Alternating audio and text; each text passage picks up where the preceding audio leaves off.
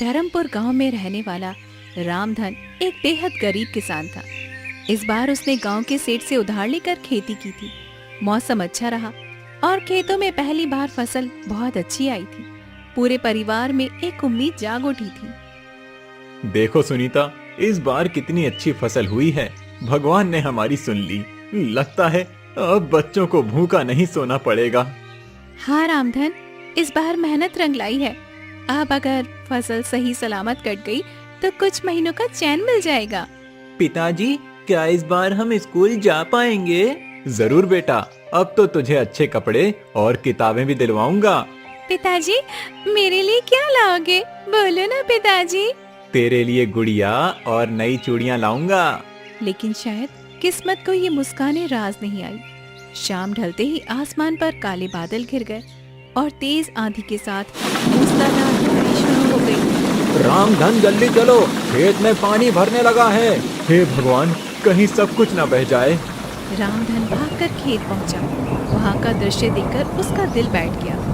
खेत पूरा पानी में भर चुका था और सारी फसल भी डूब चुकी थी। अब क्या बचा भगवान? सब कुछ खत्म हो गया। मेरी मेहनत, मेरी उम्मीद सब बह गई। अब बच्चों को क्या खिलाएंगे जी? घर में तो एक मुट्ठी अनाज भी नहीं बचा है। अगले दिन सुबह रामधन सेठ हरिराम के पास गया, जिसके पास से उसने कर्जा लिया था। उसे उम्मीद थी कि शायद सेठ थोड़ा सा समय दे देगा। सेठ जी, बारिश में सब कुछ बर्बाद हो गया। थोड़ी मोहलत दे दीजिए। अगली बार फसल होगी तो सारा कर्ज चुका दूंगा। तुम्हें अब कोई मोहलत नहीं मिलेगी रामधन। कागज के हिसाब से अब वो जमीन मेरी है। सेठ जी, वो मेरी पुश्तैनी जमीन है। आप ऐसा मत करिए। मुझे कागज से मतलब है, भावना से नहीं। अब वो जमीन मेरे नाम है और तुम लोग तुरंत उसे खाली कर दो। रामधन की जमीन भी चली गई और उसके पास अब कुछ भी नहीं बचा था। उसके पास अब ना तो खेत था, ना पैसा और न ही कोई आसरा। सुनीता, अब इस गांव में हमारे लिए कुछ नहीं बचा। चलो जंगल की ओर चलते हैं। शायद वहाँ कहीं से छुपाने की जगह मिल जाए। ठीक है रामधन, अब जैसी तुम्हारी मर्जी। और इसी के साथ एक गरीब किसान अपने टूटे सपनों को समेटे अपने परिवार को लेकर निकल पड़ा, अनजाने अंधेरे की ओर। सेठ ने उन्हें जमीन से भी निकाल दिया था और अब उनके पास न घर का ठिकाना था, न ही खाने के लिए कुछ था।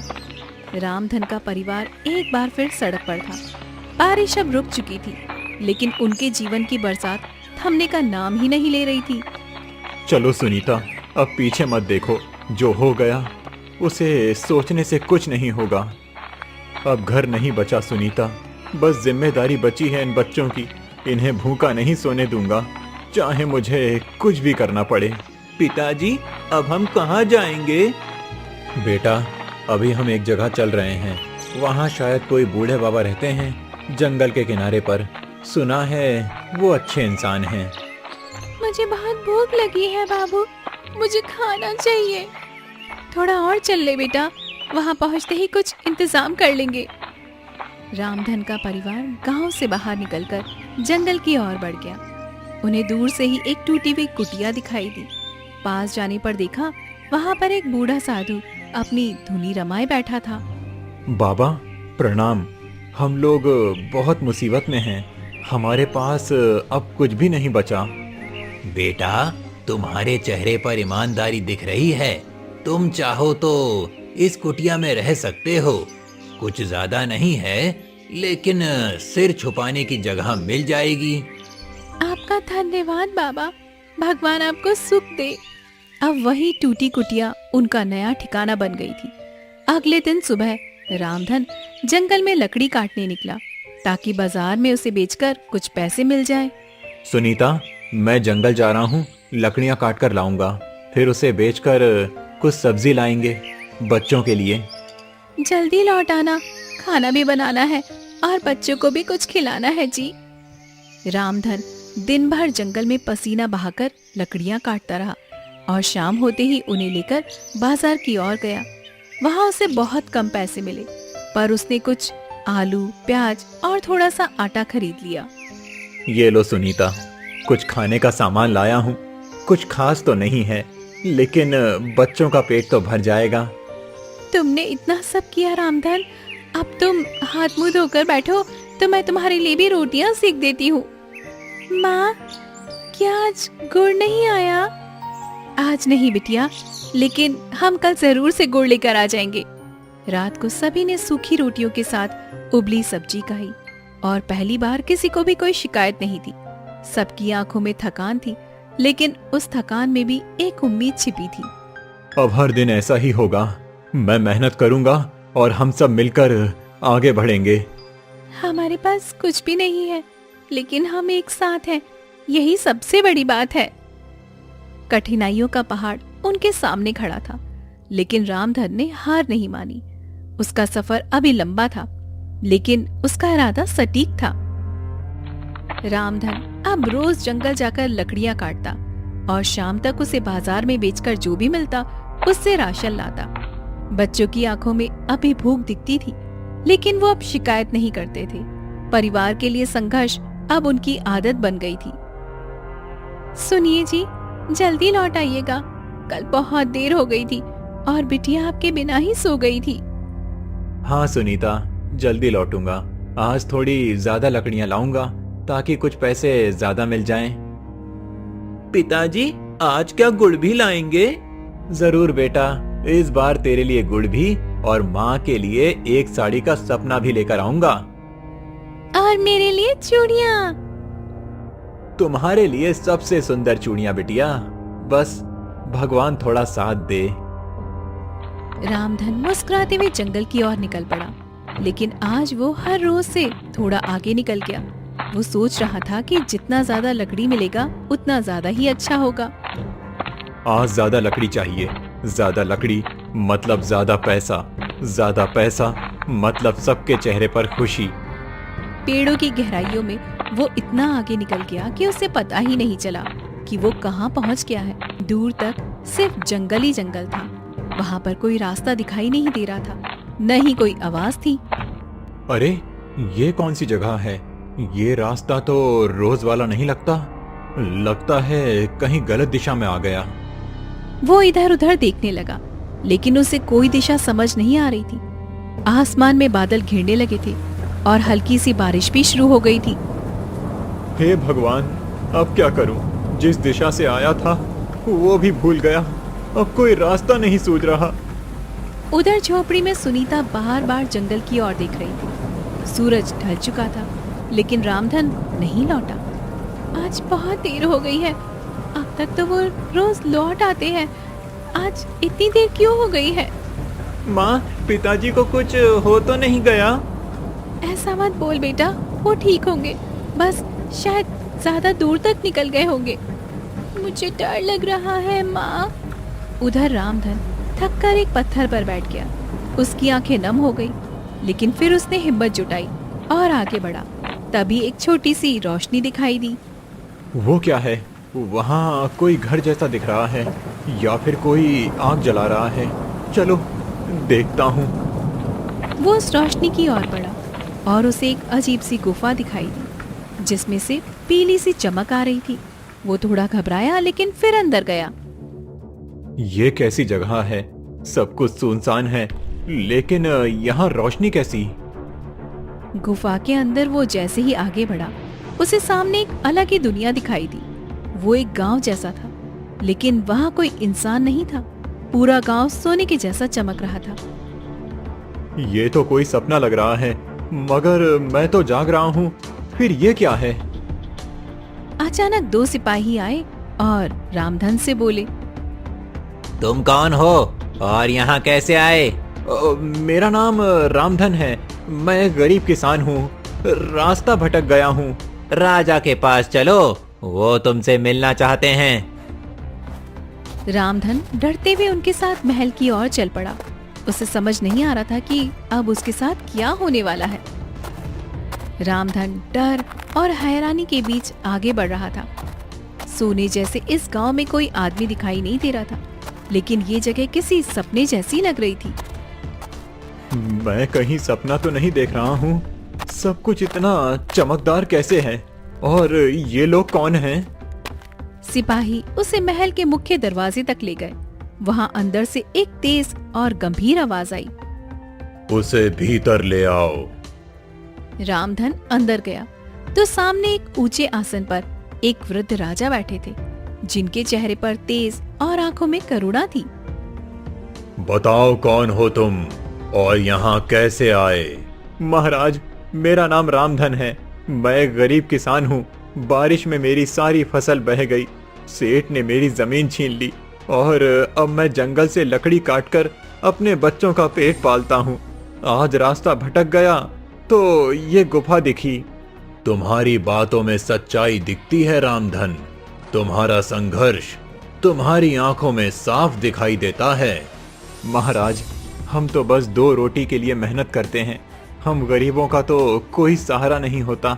तुम जैसे लोग ही असली राजा होते हैं रामधन, जो बिना शिकायत के परिवार को बचाने के लिए लड़ते हैं।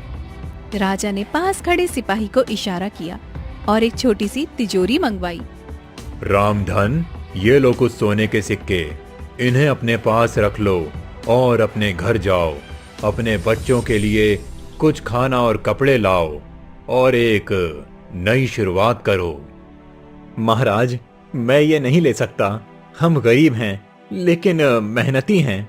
ये मेहनत का ही इनाम है। अगर ये तुम जैसे ईमानदार आदमी को नहीं दूंगा तो किसे दूंगा? रामधन की आंखों में आंसू आ गए। वो झुककर राजा के चरणों में गया। आपने तो जैसे मेरी जिंदगी बदल दी महाराज। अब मैं अपने बच्चों को भूखा नहीं रखूंगा। जाओ रामधन, लेकिन याद रखना, ये गांव सिर्फ उन्हीं को दिखाई देता है जो सच्चे दिल से मेहनत करता है और अपने स्वार्थ से ऊपर होते हैं। अगली सुबह रामधन इन सिक्कों को लेकर बाजार में गया। वहाँ से उसने खूब सारा राशन लिया, बच्चों के लिए नए कपड़े खरीदे और सुनीता के लिए एक रंगीन साड़ी खरीदी। आज दिल से सुकून मिला सुनीता। बच्चों के चेहरे पर जो मुस्कान देखी है, वो सब कुछ भूल जाने जैसी है। अब लगता है जैसे हमारा भाग्य सच में बदल गया है, लेकिन इन सिक्कों से कर्ज चुकाना भी जरूरी है जी। रामधन उसी दिन सीधा सेठ हरिराम के घर पर गया। उसके हाथ में सिक्कों से भरी थैली थी। सेठ जी, ये लीजिए आपका कर्जा। पूरा चुका रहा हूँ। एक एक सिक्का मेहनत से आया है। रामधन, ये सब कैसे हुआ? अचानक तू इतना अमीर कैसे हो गया? कहीं चोरी तो नहीं की? सेठ जी, मैं गरीब हूँ, लेकिन चोर नहीं। मेहनत की है और भगवान की दया से ये मिला है। तू ये सब कहानी मुझे मत सुना। अब अगर तुझे कर्ज चुकाना ही था तो पहले क्यों नहीं चुकाया? अब चुका दिया सेठ जी, और अब आप मेरी जमीन के कागज भी लौटा दीजिए। सेठ को शक था, लेकिन सामने सोने के सिक्के दिखकर वो चुप हो गया। जमीन के कागज लौटाए और रामधन वहाँ से निकल गया। पिताजी, अब क्या हम फिर से उसी खेत में काम करेंगे? हाँ बेटा, अब वो खेत फिर से हमारा है। अब हम उसमें मेहनत करेंगे, लेकिन एक और सपना भी है। सपना कैसा? मैं बस सिर्फ खेती नहीं करूंगा, लकड़ी बेचने का छोटा कारोबार भी शुरू करूंगा। जंगल से लकड़ी लाऊंगा और गांव में बेचूंगा। रामधन ने 2 दिन में लकड़ी बेचने का एक ठेला बनवाया और अब हर सुबह जंगल जाता और शाम को बाजार में बेचकर लकड़ियों को घर पे लौटता। धीरे धीरे उसके पास पैसा भी बढ़ने लगा और गांव वाले भी अब उसे सम्मान की नजर से देखने लगे। देखो, रामधन अब अमीर हो गया। लगता है भगवान की कुछ खास कृपा हुई है इस पर। लेकिन सेठ हरिराम को चैन नहीं पड़ा। वो रोज सोचता कि आखिर रामधन के पास अचानक इतना धन कहाँ से आ गया है। उसने ठान लिया था कि अब वो इस रहस्य का पता लगाकर ही रहेगा। रामधन, अब मैं चुपचाप नहीं रहूंगा। मुझे भी देखना है ये पैसा आया कहाँ से। जरूर कोई राज है। एक दिन रामधन फिर से लकड़ी लेने जंगल गया और उसी रास्ते पर चला गया जिससे गुफा की ओर जाया जाता था। लेकिन पीछे पीछे सेठ भी छिपकर उसके पीछे आने लगा। आज फिर उसी रास्ते से जाऊंगा। राजा जी को धन्यवाद तो देना ही है। तो यही है रास्ता। तू यहीं से गया था, अब तो मैं भी तेरे पीछे पीछे चलूंगा। देखता हूँ क्या खेल है। कुछ ही दूर पर वो गुफा होगी। अब गुफा कहाँ है? दिखाई क्यों नहीं दे रही? लगता है किसी रहस्य में छुपा है सब। वो रही मेरी गुफा, वही जगह जहां मेरी तकदीर पलटी। तो तू यहीं आया था, अब मैं भी आऊंगा और जितना सोना मिलेगा सब मेरा होगा। हे भगवान, बस एक बार फिर उस राजा से मिलना हो जाए। अब तेरा भगवान नहीं, मेरा दिमाग चलेगा। मैं चुपचाप देखूंगा तू क्या करता है। राजा जी, क्या आप सुन रहे हैं? मैं फिर से आया हूँ। किससे बात कर रहा है ये? कोई है क्या भीतर? कौन हो तुम? मैं रामधन हूँ, राजा जी से मिलना है। ये आवाज कहाँ से आई? अंदर कोई सच में है? अंदर आओ, राजा जी तुम्हारी ही राह देख रहे हैं। हैं? ये लोग तो इसे जानते हैं पहले से। ये जरूर कोई बड़ा राज है। मैं बहुत आभारी हूँ राजा जी का, उन्होंने मेरे जीवन को रोशनी दी। अब बहुत देख लिया, अब मेरी बारी है। सेठ धीरे से गुफा की ओर बढ़ा। जैसे ही वो अंदर जाने लगा, एक तेज चमक प्रकट हुई और चारों ओर अंधेरा छा गया। रुको, कौन हो तुम? मैं सेठ हरिराम हूँ, मुझे भी राजा से मिलना है। तुम्हारे अंदर लालच की गंध है, राजा ऐसे लोगों से नहीं मिलते। मैं जानता हूँ रामधन को ये सब कैसे मिला। उसे उसकी ईमानदारी ने दिया और तुम्हें तुम्हारा लालच यहाँ से दूर ले जाएगा। नहीं, मैं भी वही चाहता हूँ जो उसे मिला। तुमने गरीबों की जमीन छीनी और अब उसे भी छीनना चाहते हो। ये जगह तुम्हारे लिए नहीं है। राजा के आदेश पर तुम्हें बंदी बनाया जाता है। नहीं, ये अन्याय है। मैं कुछ नहीं कर रहा था। तुम्हारी सजा तुम्हारे कर्मों से तय हुई है। सेठ को सैनिक पकड़कर अंधेरे में ले गए और गुफा फिर से शांत हो गई। राजा जी, आपने इंसाफ किया। वो आदमी दूसरों की तकदीर चुराता था और तुम दूसरों के लिए मेहनत करते हो। जाओ रामधन, अब तुम अपने जीवन में हमेशा सुरक्षित रहोगे। धन्यवाद राजा जी, मैं कभी आपके विश्वास को नहीं तोड़ूंगा। रामधन गुफा से बाहर निकला और अब उसके चेहरे पर संतोष था, लेकिन साथ ही मन में एक सवाल भी था।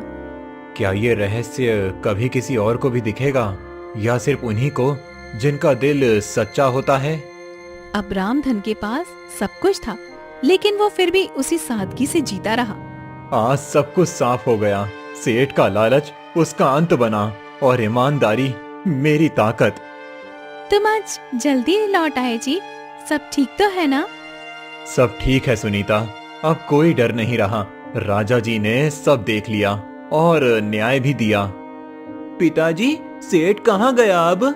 जहाँ ऐसे लोगों को जाना चाहिए वहाँ गया बेटा। आप क्या करने का सोच रहे हो आप? अब गांव में छोटा सा व्यापार शुरू करूंगा। लकड़ी और कोयले का एक गोदाम खोलूंगा और गांव के लोगों को भी काम दूंगा। अगले दिन से रामधन ने एक छोटी सी दुकान किराए पर ले ली। कुछ लकड़ियां जंगल से लाकर वहां पर बेचना शुरू किया। लोगों को अच्छा सामान मिला और रामधन को मेहनत की इज्जत मिलने लगी। रामधन भाई, तुम्हारा माल तो बढ़िया होता है। अब हमें बाहर नहीं जाना पड़ता। और भाव भी ठीक देते हो, दिल से व्यापार करते हो। हम तो सबके हैं भाई। जब हम भूखे थे तब भी गांव हमारे साथ था। अब हम थोड़ा कुछ कर सकें तो वही सबसे बड़ी बात है। गांव में अब लोग रामधन को सम्मान से देखने लगे। जो कभी सबसे नीचे था, अब सबसे ऊपर बैठा करता था, लेकिन फिर भी जमीन से जुड़ा हुआ था। तुमने सब कुछ सच में संभाल लिया रामधन, मैं बहुत खुश हूँ तुम्हारे लिए। नहीं सुनीता, भगवान ने हम पर भरोसा किया और हमने उस भरोसे को निभा दिया। कोई है बाहर, देखूं? इस वक्त कौन हो सकता है जी? कौन है भाई? रामधन जी, आप ही हैं? हाँ, कहिए। मैं राजा जी का दूत हूँ। उन्होंने आपको एक संदेश भेजा है। राजा जी का संदेश मेरे लिए? हाँ, उन्होंने आपको बुलाया है। उन्हें आपसे कुछ खास बात करनी है। किस लिए बुलाया है? क्या बात हुई है? सब ठीक तो है ना? मुझे बस इतना कहा गया है कि रामधन को तुरंत लेकर आना है। ठीक है, मैं सुबह चलता हूँ। नहीं, आप अभी चलिए, मैं साथ हूँ, रास्ता सुरक्षित है। ठीक है, बच्चों का ध्यान रखना सुनीता। पिताजी, जल्दी लौट आना। रामधन बिना सवाल किए दूत के साथ निकल पड़ा। रात के अंधेरे में उसकी चाल धीमी थी, लेकिन मन में विश्वास था। राजा जी इंतजार कर रहे हैं, अंदर आइए। राजा जी ने रात में बुलाया है, जरूर कोई जरूरी बात होगी। आओ रामधन, बैठो। प्रणाम महाराज, आपने मुझे याद किया? रामधन, हम कई दिनों से देख रहे हैं, तुमने जिस तरह से जिंदगी को फिर से खड़ा किया है वो बहुत प्रेरणादायक है। महाराज, आपने जिस दिन मदद की उसी दिन मेरी किस्मत बदली। हमारे पास अब ज्यादा उम्र नहीं बची और कोई वारिस भी नहीं है। हम चाहते हैं कि तुम हमारे उत्तराधिकारी बनो। मैं राजगद्दी पर बैठूं? ये कैसे संभव है? हमने तुम्हारे व्यवहार, ईमानदारी और परिश्रम को परखा है और यही गुण एक सच्चे राजा में होने चाहिए। मुझे सोचने का समय दीजिए महाराज। तुम्हें कल सुबह तक का समय देते हैं, फैसला सोच समझकर कर लेना। रामधन महल से बाहर निकला। उसके मन में सवालों की बाढ़ थी, लेकिन साथ ही एक नई उम्मीद भी थी। रामधन, क्या फैसला किया तुमने? महाराज, मैं रात भर सोचता रहा। ये गद्दी एक जिम्मेदारी है, मैंने कभी इसका सपनों में भी नहीं सोचा था। लेकिन अगर आप मुझे योग्य मानते हैं तो मैं ये जिम्मेदारी स्वीकार करता हूँ। तुम्हारा ये उत्तर ही साबित करता है कि तुम इसके लायक हो। मैं वादा करता हूँ कि मैं हमेशा गरीबों के साथ खड़ा रहूंगा, किसी के साथ अन्याय नहीं होने दूंगा। महाराज रामधन को राजसी वस्त्र पहनाए जाएं। रामधन को नया वस्त्र पहनाया गया, उसके माथे पर राज तिलक किया गया और उसे सिंहासन पर बैठाया गया। रामधन, क्या ये सच में सपना है? नहीं सुनीता, ये भगवान की मर्जी है। अब हम भूखे नहीं सोएंगे, बल्कि दूसरों की भूख मिटाने की जिम्मेदारी लेंगे। अब मैं राजा का बेटा हूँ। नहीं बेटा, तुम जनता के सेवक के बेटे हो। हम राजा नहीं, सेवक बनकर जिएंगे। धर्मपुर गांव के उसी गरीब किसान ने, जो बारिश में सब कुछ खो चुका था, आज अपने संघर्ष से राजमहल तक का सफर तय किया था उसने। जिस राजा ने लकड़ी काट कर बच्चों को पाला, वही सही मायनों में जनता का राजा होता है। रामधन ने न तो अमीरी को घमंड बनने दिया, न गरीबी को शर्म। उसने हर परिस्थिति को स्वीकार किया और मेहनत से अपनी तकदीर लिख दी।